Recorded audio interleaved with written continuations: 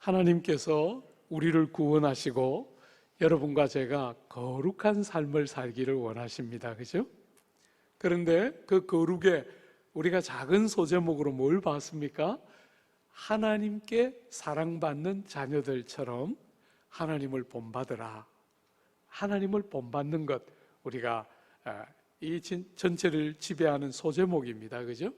하나님을 본받는데 지난주에 우리가 보았던 것은 하나님을 본받아 뭘 해야 하는가 우리가 봤죠? 뭘 해야 됐죠? 용서하고 사랑하는 것입니다. 그죠?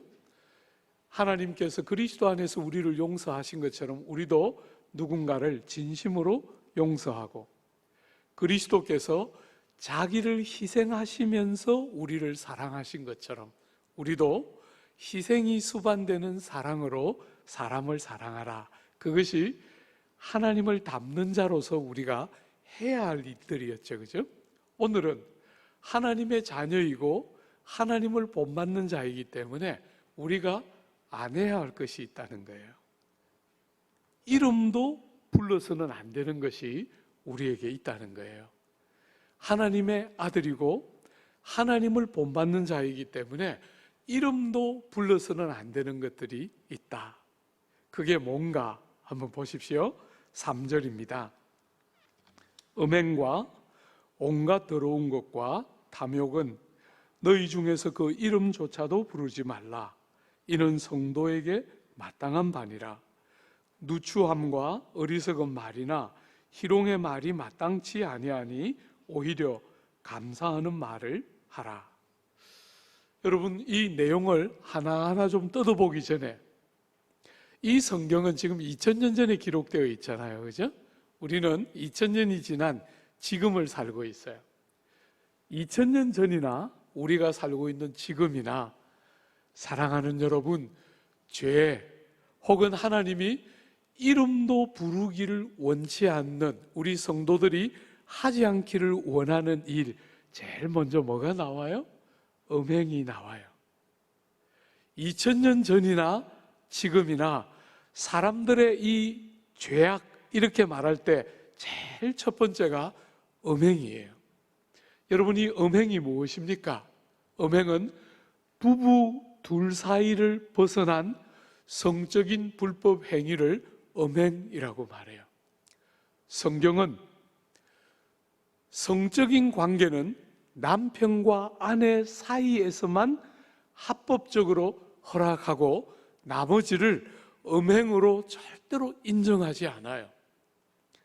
주 안에 사랑하는 여러분, 참 우리는 온라인의 이 발달과 함께 엄청나게 음란한 문화들이 보편화되어 가는 시대를 우리가 살아가지만, 성경은 또 성도인 여러분과 저는 시대가 어떻게 되더라도 우린 절대로 그렇게 살면 안 된다는 거예요. 우리는 한 남자와 한 여자가 남편과 아내로 만나서 서로를 부부라는 이름 안에서 만나서 부부로서 서로를 마음껏 즐거워하고 사랑하지만, 부부의 관계를 벗어난 성적인 관계는 어떤 이름을 붙여놓든지 교회는, 성경은 절대로 지지하지 않고 불법으로, 하나님이 싫어하시는 죄악으로 성경은 분명하게 말해요. 여러분, 오늘 이 성경이 쓰여지던 시대 에베소라는 곳에는 여러분이 잘 아는 뭡니까? 무슨 신전이죠? 아데미의 신전. 그 유명한 세계 7대 불가사의 중에 하나인 아데미의 신전이 있었고, 그 신전에는 공창, 신전에 고용되어 있는 창기들이 있어서 거기서 제사를 드릴 때마다 성적인 문란한 행위가 종교의 이름으로 자행되던 것이 당시 에베소예요. 그러니까 에베소는 고린도처럼 굉장히 엄란한 도시였어요. 사랑하는 여러분, 이 성경이 쓰여지던 시대는 사람들이 음행을 종교의 이름으로 행했어요. 무수한 이 시대의 종교들은 신앙의 이름으로, 종교의 이름으로 음행을 행하는 것을 정당화시키고, 그래서 무수한 이방 종교들이 성행했던 것이 이 시대의 관습이고 특징 중에 하나였어요. 여러분과 제가 살고 있는 지금 이 시대는 이 음행을 무엇이라는 이름으로 행하고 있지요? 사랑이라고 이름을 붙여서 스스로 합리화하며 행하고 있어요. 하나님은 성관계를 남편과 아내 안에서만 머물러 있게 하시기를 원하시는데, 너무나 어리석은 이 시대는 사랑한다는 이름으로, 사랑이라는 미명으로 성적인 음행을 정당화시키고, 과거가 종교의 이름으로 정당화시켰다면 지금은 자기가 마음껏 선택할 수 있는 사랑이란 이름을 붙여서 그 악한 일을 정당화시키지만, 성도인 여러분과 저는 절대로 그렇게 살지 않고, 우리는 한 아내와 남편을 기뻐하고 그 아내와 남편 안에서 거룩하고 성결한 자녀가 태어나고 가정을 그렇게 건강하게 세워가도록 하나님은 우리를 부르고 있어요. 사랑하는 여러분, 성적인 타락과 문란은 모든 시대 나라와 문명의 멸망과 언제나 직결되어 있는데도 절대로 이 시대는 역사로부터 배우려고 하지 않고 스스로를 속이면서 합리화하면서 사랑이란 이름으로 음행을 정당화하지만, 여러분은 그렇게 하면 안 됩니다. 절대로 안 됩니다. 우리 사랑하는 청년들 부탁합니다. 절대로 우리는 그렇게 살지 않아요. 우리는 아내를 만나고 남편을 만날 때까지 우리의 성적인 순결을 딱 지키고, 하나님이 우리에게 아내를 주시고 남편을 주시면 평생토록 한 사람에게 우리의 진실한 사랑을, 헌신을 나누면서 사랑하고 섬기도록 부름받은 백성들이 여러분이고 저임을 잊어서는 안 돼요. 우린 절대로 세상처럼 음행을 행하며 살지 않습니다. 여러분, 시대가 뭐라고 그것을 합리화시켜도 우리는 하나님의 사랑받은 자녀로서, 하나님을 본받는 자로서 그렇게 살지 않습니다.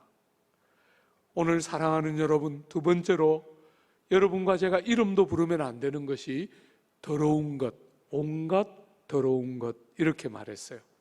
이것은 앞의 것과 연장선에서 성적인 불법 행위를 상상하는 것, 생각하는 것, 말하는 것, 행하는 것, 이것을 다 뭉뚱그려서 온갖 더러운 것이라고 불렀어요. 사랑하는 여러분, 마음에 생각하는 것과 말하는 것과 상상하는 것까지를 다 포함한 더러운 것, 우리는 절대로 상상하는 것이니까 마음대로 할 수 있는 것처럼 여기지 않고, 그 더러운 것은 입 밖에도 내지 않고 상상도 하지 않으려고 하며 이 시대를 살아야 한다. 그것이 하나님의 자녀다운 삶이고 하나님을 본받는다 할 때 본받음의 내용이다, 이렇게 말하고 있는 것이지요. 세 번째로 탐욕입니다. 여러분, 이 주제는 참 중요한 주제인데요, 우리가 사는 이 시대는 탐욕을 부추기는 시대이기 때문에 너무나 중요한 주제예요. 그리고 성경이 아닌 다른 종교가 탐욕을 정죄하는 종교는 많지가 않아요. 근데 여러분, 성경은 탐욕이 죄라고 말합니다. 여러분, 탐욕이 무엇입니까? 하나님이 우리에게 주신 정당한 욕구가 있잖아요. 그것을 정죄하는 것이 아닙니다. 탐욕은 우리의 정당한 욕구를 넘어서는, 그래서 정말 극단적으로 대가를 지불하고 많은 것들을 지불하고라도 원하는 욕망을 충족시키고 싶어하는 극단적인 욕심이에요. 그죠? 탐욕입니다. 우리가 사는 이 시대에 이 주제가 중요한 이유는, 우리가 사는 시대는 돈이 너무나 높은 자리에 올라 있는 시대에 사람들은 돈을 버는 주제와 관계에서는 수치와 부끄러움을 잊어버린 지 오래됐어요.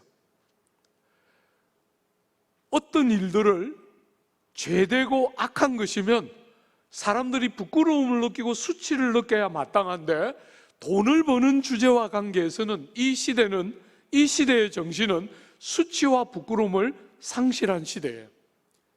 그래서 여러분, 오늘 온 조국 땅을 발칵 뒤집어 놓은, 일반인들은 도무지 알 수도 없는 정보와 자료들을 사용해서 불의하게 부당하게 투기를 하고 땅을 선점하고 하는 일들을 사람들은 죄라고 여기고 수치스럽게 여기고 부끄럽게 여기지 않습니다. 사람들은 능력이라고 생각하고 돈을 버는 일이라고 생각하기 때문에 그걸 수치스럽고 부끄럽게 여기지 않습니다. 사랑하는 여러분, 구약 성경에 하나님이 이스라엘 백성을 놓고 탄식할 때 그 이스라엘 백성을 향한 주님의 아픔의 핵심은 수치와 부끄러움을 잃었어요. 선지자들이 그들이 수치스러워하지 않고 부끄러워하지 않는 이스라엘 백성의 모습을 주로 어디에다 많이 비교를 했어요? 이마가 놋이에요. 힘줄이 무쇠 힘줄이어서 사람이 부끄럽고 수치스러우면 고개를 숙이게 되잖아요. 고개를 숙일 줄을 모르고 부끄럽고 수치스러울 때 얼굴이 붉어지게 마련인데 이마를 가지고 있기 때문에 얼굴이 붉어지지 않는 그 이스라엘은 하나님의 탄식의 핵심이었는데, 오늘 이 시대는 돈을 버는 이 주제와 관계에서 사람들은 부끄러워하거나 수치스러워하지 않고 불의한 일인데, 불법한 일인데, 얼마나 많은 사람들의 희생과 손해가 담보되어야만 그런 일확천금이 가능한 일인데 수치스러워하고 부끄러워하지 않고 부동산 투기와 주식 투기를 일삼습니다. 남들이 다 하는데 나만 뒤질까 두려워하는 마음을 끝없이 불러일으키면서 부당한 이득을 취하는 것이 지혜요 능력이라고 생각하는 이런 시대가 우리가 사는 시대예요. 왜 이렇게 되었습니까? 돈이 왜 그렇게 많이 높아졌죠? 돈이 주는 편리와 쾌락에 익숙해졌기 때문에. 사람들이 돈이 가져다 주는 편리와 쾌락을 잃고 싶어 하지 않기 때문에 더 중요한 부끄러움을 아는 마음을 상실하고 있어요.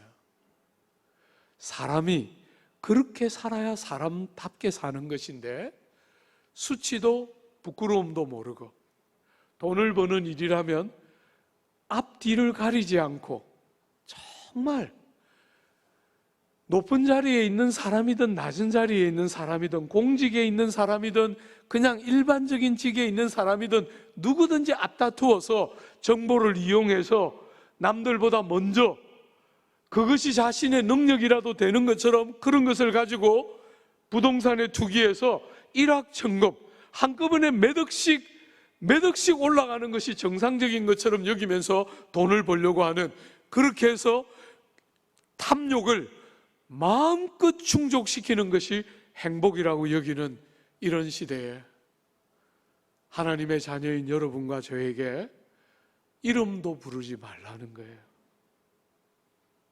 우리는 하나님의 자녀로서 하나님을 본받는 자로서 그렇게 사는 것은 우리에게 너무나 어울리지 않는 모습이므로 여러분과 제가 이름이라도 불러서는 안 된다. 제가 그렇게 설교하는데도 성도들이 기다만 안 듣는 것을 한 번씩 제가 느끼게 돼요. 목사니까 그냥 그렇게 말하는 것처럼 너무 쉽게 사람들이 생각하고 지나가요. 사랑하는 여러분, 그렇지 않습니다. 그렇지 않습니다. 하나님이 정말 싫어하는 일을 하고 있는 거예요. 이 시대의 정신이 탐욕을 정당화시키면서 이 시대의 악한 정신이 그런 일을 끝없이 여러분들에게 정당한 것인 것처럼 만드는 것이지, 우리가 그렇게 살면 나라 망해요. 여러분 좀 천천히 가도 됩니다. 제발 그 사람들이 먼저 가서 좋은 거 다 하고 우린 도태될 것 같이 제발 그렇게 마음 아파하지 말고, 세상이 어떻게 흘러도 여러분과 저는 중심을 딱 붙들고 하나님의 자녀로서, 하나님을 본받는 자로서 이름도 불러서는 안 된다고 말할 만큼 아버지가 싫어하는 그 일을 다양한 이름을 붙여서 합리화하고 살지 않고 하나님 앞에 정직하게, 하나님이 정말 기뻐하는 그런 자녀다운 삶으로 여러분의 삶을 내어드리며 살아야 합니다. 주 안에 사랑하는 여러분, 네 번째 지적하는 것이 말입니다. 말. 여러분, 우리는 거룩과 관계에서 이미 말이라는 주제를 앞에서도 몇 번이나 보았는데 오늘 본문에 또 나와요. 누추한 말. 무슨 말입니까? 누가 들으면 부끄럽고 수치스러워서 드러나는 데서 떳떳하게 할 수 없는데 사람들이 누가 안 듣는다는 이유로 그런 누추한 말들을 일삼는다는 거예요. 사랑하는 여러분, 어리석은 말, 유익이 되고 영혼을 살리고 섬기는 아무런 내용도 없는 무의미하고 쓸모없는 말들을 어리석게 내어뱉는다는 거예요. 그런 거 하지 말라는 거예요. 여러분, 희롱의 말이 뭡니까? 희롱은 상대를 약간 인격적으로 모독하면서, 그죠? 상대를 약간 인격적으로 모독하면서 부도덕한, 천박한 농담, 그게 희롱이죠. 그런 이야기를 한다는 거예요. 약간 천박하게 상대를 살짝 깎아내리면서 농담하는 것처럼, 그죠? 아주 천박하게 상대를 약간 깎아내리고 상대를 부도덕하게 다루는 그런 희롱의 말들, 성도로서는 절대로 합당한 일들이 아니라는 거예요. 사랑하는 여러분, 주님은 여러분과 저에게 이름도 부르지 말라 이렇게 말씀할 만큼 이런 일을 너무너무 싫어하신다는 거예요. 그러므로 절대로 여러분들이, 우리가 잘못하면 한 번씩 우리는 마음에 이렇게 생각해요. 실제로 바깥으로 드러나게 나쁜 일을 하는 것보다 마음에 생각하는 것이나 상상하는 것은 조금 덜 나쁘지 않을까, 우리는 이렇게 가볍게 생각하고 어떤 주제를 다루고 지나갈 때가 있어요. 우리 예수님 분명히 말씀하셨잖아요. 여자를 보고 음욕을 품는 자마다 음행합니다. 여러분, 그게 지나친 이야기가 아닌 것이 뭐예요? 모든 행실, 여러분의 말과 행실은 어디에서부터 출발하지요? 생각에서부터 출발하는 거잖아요. 여러분이 마음속으로 드러나지 않도록 머릿속으로 상상하고 생각하는 것이 죄가 덜 되는 것 같아 보일지 모르겠지만, 여러분들의 상상하고 생각하는 것이 어느 날 말로 나오고 행실로 나오는 거예요.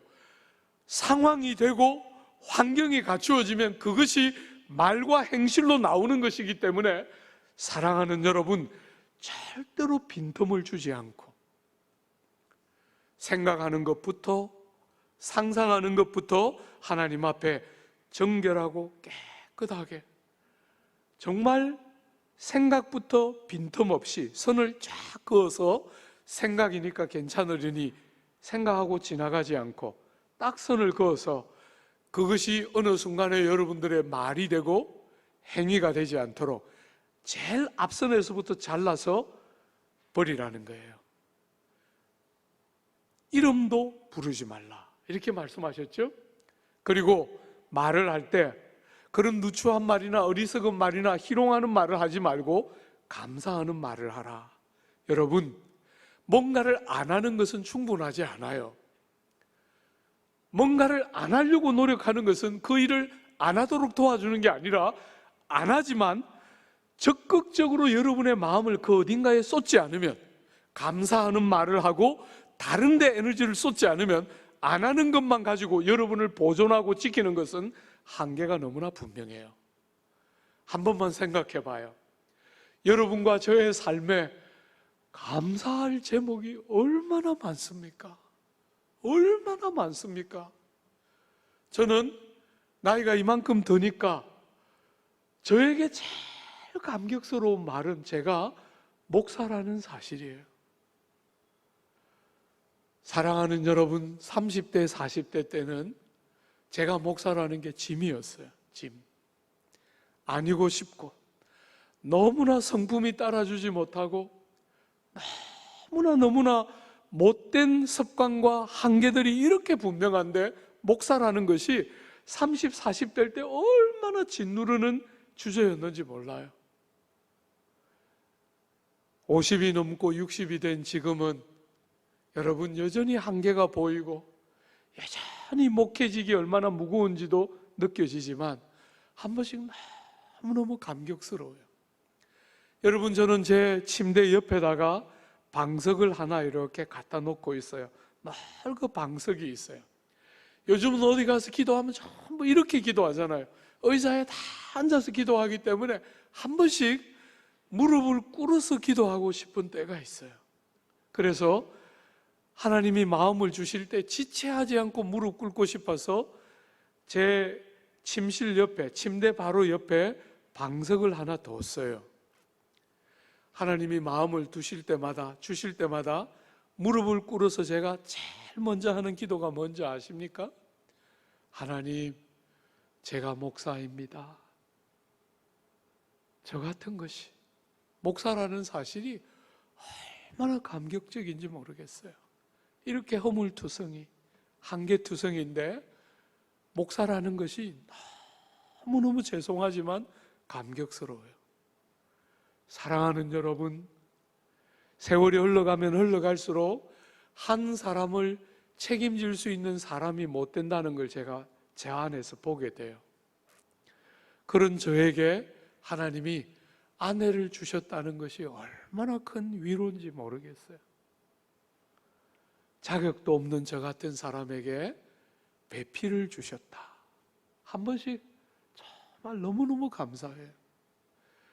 주 안에 사랑하는 여러분, 우리가 땀 흘려서 일을 하면 하나님께서 우리에게 주인들의 손을 빌어서 돈을 주시고 그 돈으로 넉넉하든 모자라든 간에 먹고 살고 작든 많든 간에 흘려서 이웃들을 섬기고 이웃들을 사랑하고 이웃과 나누며 살 수 있도록 우리의 삶을 도우시는 그 하나님의 은혜가 얼마나 감사해요. 주 안에 사랑하는 여러분, 우리가 옛날 하나님을 만나기 전에 우리는 늘 말을 가지고 쓸데없는 말, 비꼬는 말, 욕하는 말, 나쁜 말, 그냥 끝없이 그런 말밖에 할 줄 모르던 우리가 창조주 하나님, 말씀으로 천지를 만드시고 말씀으로 우리에게 생명을 주신 그 아버지를 만나고 나서 우리도 하나님처럼 말로 사람을 살리고 영혼들을 매만지고 위로하는 그런 말을 그렇게 사용할 줄 알도록 우리를 도우시는 하나님의 그 은혜가 얼마나 감사한 제목인지, 감사할 제목이 얼마나 많습니까? 쓸데없는 말들, 비꼬는 말들, 누군가를 헐뜯는 말들, 끝없이 희롱과 조롱하는 말들 멈추고 하나님이 우리를 살려내는 그 생명의 말씀의 영광처럼 여러분과 제가 감사하고 하나님을 즐거워하고 사랑하는 사람들을 힘을 다해 아끼고 소중히 여기는 그런 삶을 살라는 거예요. 그게 사랑받는 자녀들에게 어울리는 모습들이라는 거예요.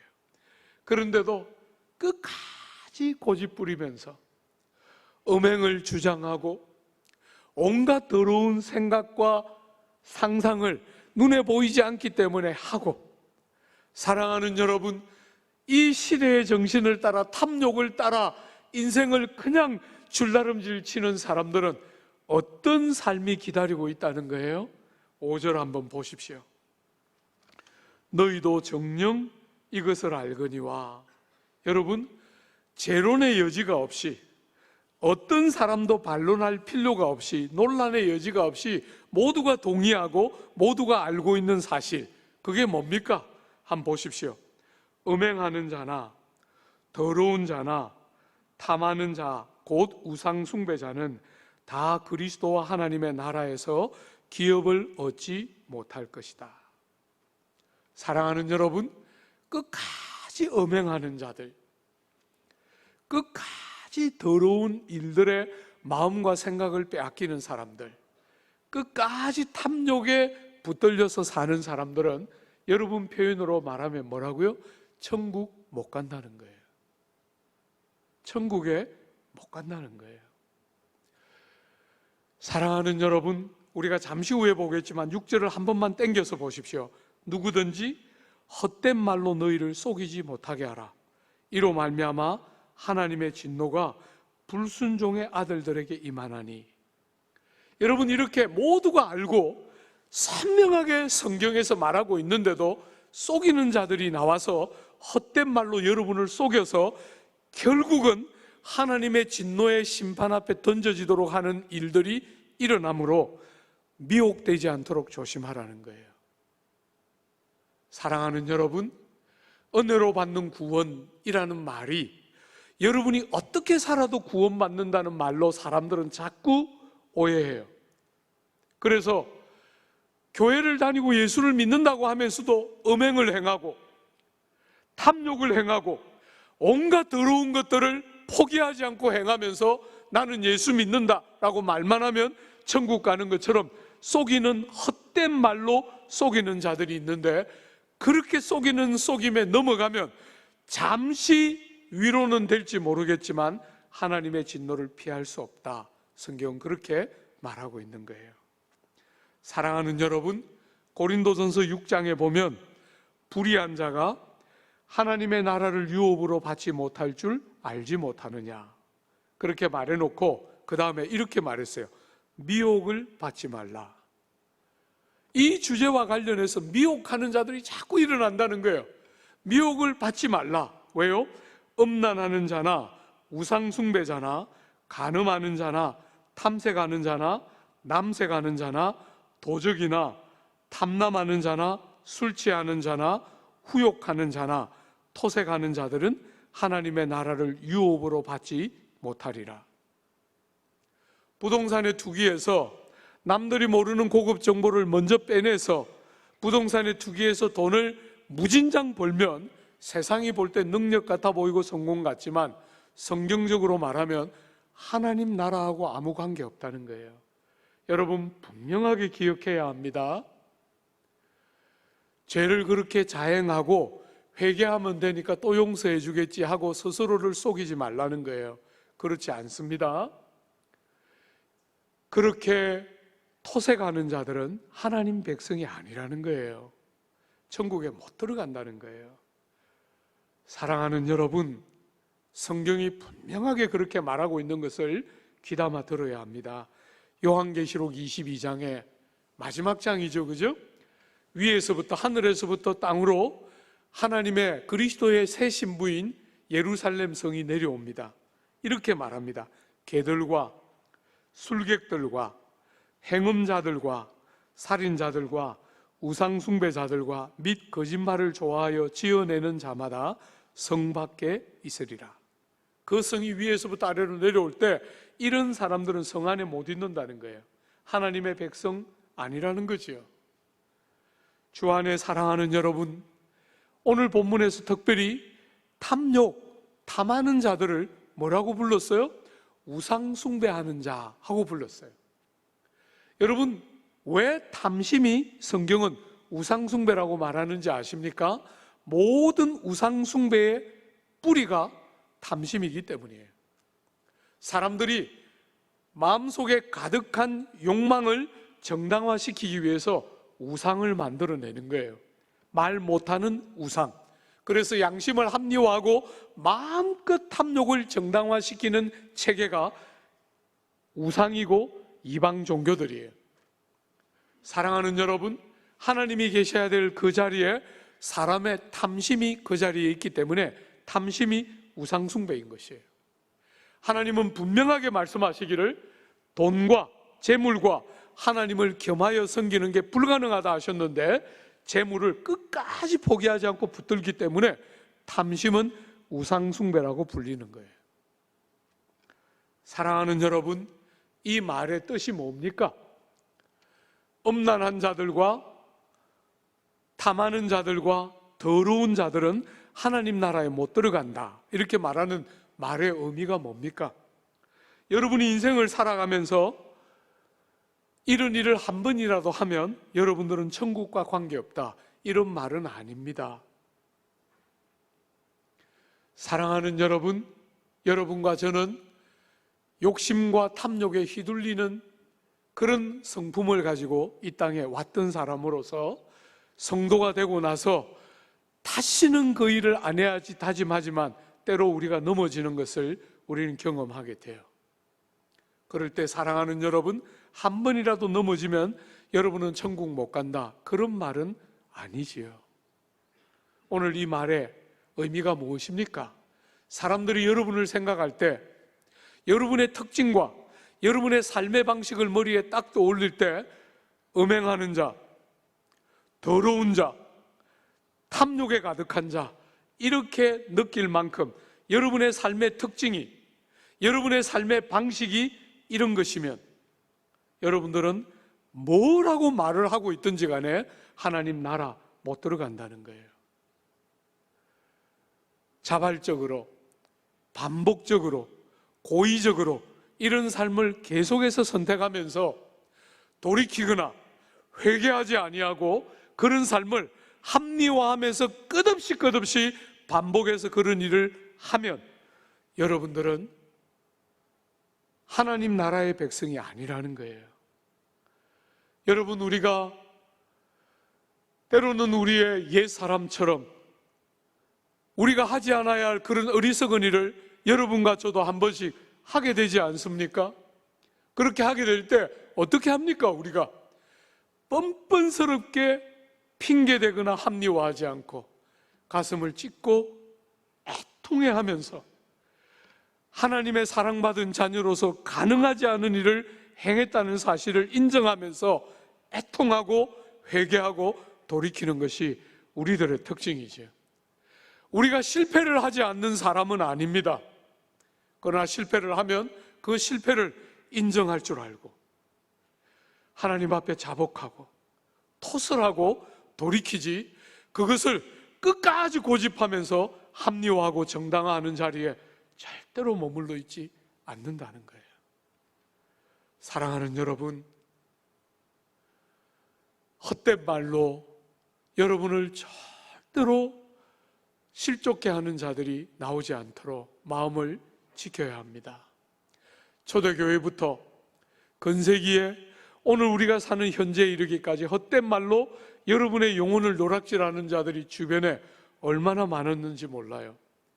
여러분, 말씀이, 성령이 물 붓듯이 부어져서 영혼들이 주님을 뜨겁게 만나고 눈물 흘리며 감격하는 일이 일어났던 그 초대교회에 헛된 말을 하는 선생들이 일어나서 뭐라고 가르쳤습니까? 요한일서가 대표적인 성경인데 사랑하는 여러분, 영지주의자라고 불리는 자들이 나왔습니다. 그들은 남들이 모르는 영적인 신령한 지식과 지혜를 가졌다고 스스로 주장했습니다. 영적인 눈이 열렸고 영적인 세계를 보았고 알았기 때문에 그들은 눈이 열려서 영적인 세계를 마음껏 드나드는 사람들이므로 육체로 어떻게 살아도 죄를 구성하지 않는 것처럼, 사랑하는 여러분, 그런 헛된 교훈으로 영혼들을 노락질하고 넘어지게 하는 자들이 나왔다는 거예요. 건세기에 오면 제가 유학을 했던 영국 땅에 무율법주의자라고 불리는 사람들이 등장합니다. 여러분, 그들은 예수께서 우리의 허물과 죄를 다 대신 지고 돌아가셨으므로 우리를 죄로부터 자유케 하시고 죽음으로부터 자유케 하셨으므로 우리는 이제 자유이므로 아무것도 우리를 얽어맬 수 있는 게 없고 율법도 더 이상 우리에게는 어떤 역할도 남아있는 것 없다. 그래서 무율법주의, 자유를 얻었으므로 무율법주의를 주장하는 무리들이 나와서 교회의 윤리적인 수준을 완전히 낮추었어요. 거짓말하고 음행을 행하고 더러운 말들을 하는데도 얼마든지 용서받고 구원받을 수 있는 것처럼 오해하도록 가르쳤어요. 사랑하는 여러분, 오늘 우리가 사는 이 시대 박옥수 같은 사람은 대표적인 사람이에요. 그는 사람들에게 구원받은 결과 우리에게 주어진 자유 때문에 여러분들이 다시는 정죄에 안 빠질 것처럼 이야기하지만, 사랑하는 여러분, 성경을 바르게 해석했다고 믿지 않습니다. 성경에서 여러분들에게 얼마나 자주 말을 그렇게 해서는 안 된다, 간음해서는 안 된다, 얼마나 많은 본문에 하지 말라는 것이 있는데, 그런 것들을 해도 죄가 안 되는 것처럼 가르치는 헛된 말로 여러분의 영혼을 하나님의 피할 수 없는 진노에 세우는 자들과 함께 하지 말라는 거예요. 절대로 그렇게 해서는 안 된다는 거예요. 주 안에 사랑하는 여러분, 여러분이 하나 눈여겨보아야 하는 것이 있습니다. 6절 하반절에 나오는 하나님의 진노가 불순종의 아들들에게 임하나니 할 때 이 동사가 현재형이에요. 하나님의 진노가 미래적이고 종말론적으로만 임하는 것이 아니라 현재적으로도 나타난다는 거예요. 하나님이 오래 참으시고 용서하시고 또 기회를 주시고 또 기회를 주시지만, 사랑하는 여러분, 때가 되면 하나님이 진노를 밝히 현재적으로도 나타내신다는 거예요. 여러분이 다 아는 것처럼 사람의 구원은 자격이나 공로나 행한 것으로 구원에 이를 수 있는 자는 세상에 아무도 없어요. 그래서 모든 사람들이 하나같이 은혜로 값없이 자격 없이 예수 그리스도의 대속의 은혜에 근거해서 우리는 구원에 들어가게 돼요. 그러면 여러분이 정말 구원받은 성도인 표시가 어떤 방식으로 나지요? 여러분이 자격 없고 행함 없고 공로 없는 자인데, 여러분들이 정말 구원받은 하나님의 백성이라는 사실을 뭘로 알 수 있어요? 여러분들에게 아버지를 닮은 부분들이 드러나는가 하는 것이 열매로 나타나야 그게 정말 여러분들의 구원의 증거예요. 사랑하는 여러분, 여러분이 착한 일을 하고 거룩한 삶을 살면 그것을 근거로 천국 백성이 된다는 말이 아니에요. 그건 모두에게 불가능한 거예요. 여러분이 하는 선행과 여러분들이 하는 거룩한 삶은 얼마나 불완전해요. 그것 가지고 하나님을 설득시킬 수 있는 사람은 아무도 없어요. 그러나 여러분, 우리가 거듭나고 나면, 우리가 은혜로 자격 없는 우리가 하나님의 그 귀한 사랑을 알고 나면 우리는 그때부터 어떻게 행하기 시작하죠?